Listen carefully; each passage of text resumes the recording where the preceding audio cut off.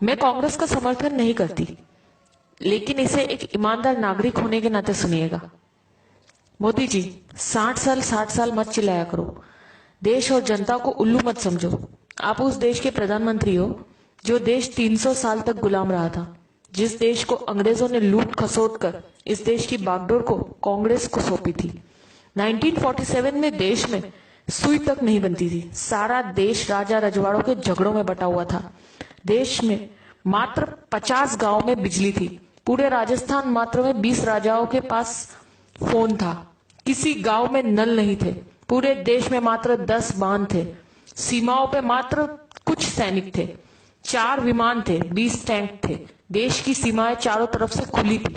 खजाना खाली था। ऐसे बदहाल में हमारा हिंदुस्तान कांग्रेस को मिला था। इन 60 सालों में कांग्रेस ने हिंदुस्तान में विश्व की सबसे बड़ी ताकत यानी सबसे बड़ी सेना तैयार की।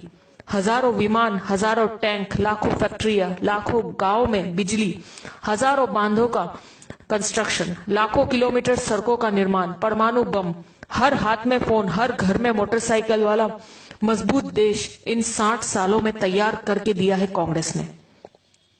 भारत ने पिछले 60 सालों में तरक्की भी बहुत की है। भूतपूर्व प्रधानमंत्रियों ने कई इतिहास रच दिए, जिसकी वजह से भारत आज एशिया की दूसरी सबसे बड़ी ताकत है।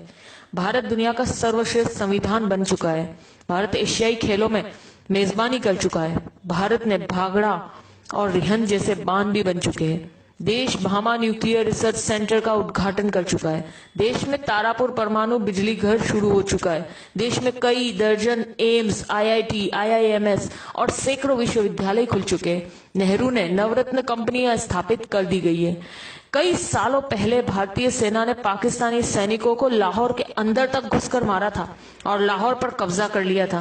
पंडित नेहरू पुर्तगाल से जीतकर गोवा को भारत में मिला चुके थे। नेहरू जी ने इसरो यानी इंडियन स्पेस रिसर्च ऑर्गेनाइजेशन की शुरुआत भी कर दी थी। भारत में श्वेत क्रांति की शुरुआत हो चुकी थी। देश में उद्योगों का जाल बिछ चुका था।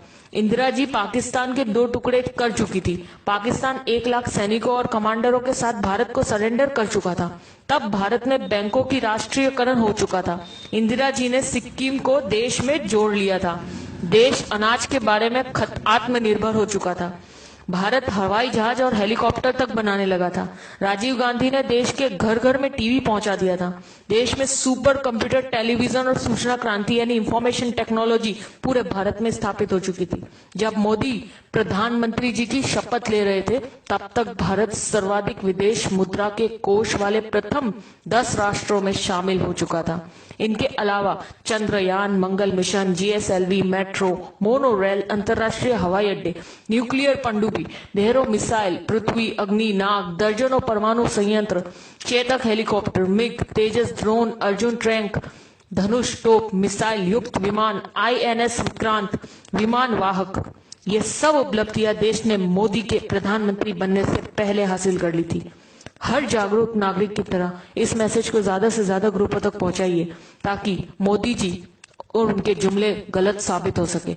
जी बार बार उनका पूछना कि 60 सालों में क्या हुआ, तो उन्हें पता चल सके और अंधभक्तों की आंखों से पट्टी उतर सके। जय हिंद।